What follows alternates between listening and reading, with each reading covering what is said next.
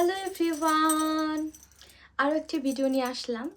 আজকের ভিডিওটা স্পেশালি হচ্ছে মায়েদের জন্য, আর যারা আপকামিং মাদার হতে যাচ্ছ, প্রেগনেন্ট, তাদের জন্য হচ্ছে ভিডিওটা কিছুটা হলেও হেল্পফুল হতে পারে আমার মনে হইতেছে। হ্যাঁ, তোমাদের সাথে আমি শেয়ার করব অ্যাজ এ মম। যখন আমি হচ্ছে বাসা থেকে বের হই বাচ্চার সাথে, তখন এই গুপ্তধনের ব্যাগপাট এই গুপ্তধনের ব্যাগটাতে কি কি ক্যারি করতে হয় সেটা আজকে শেয়ার করব।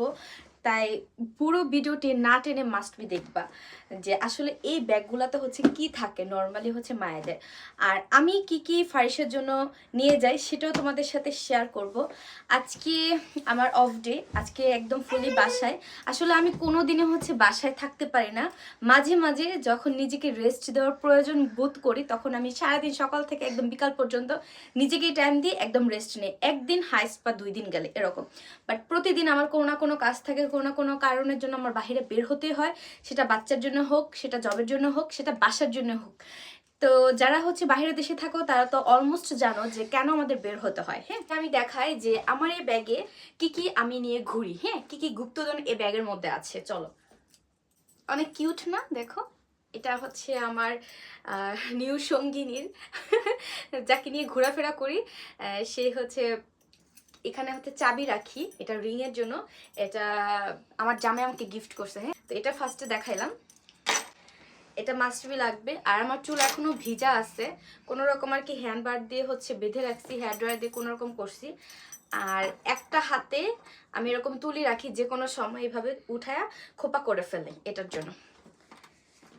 আর নর্মালি হচ্ছে ওয়াচ পরা হয় না, যেহেতু হচ্ছে জব প্লেসে হচ্ছে কোনো ইয়াররিংস, গলার কানের দুল, রিং টিং গুলা সব খুলে যেতে হয়।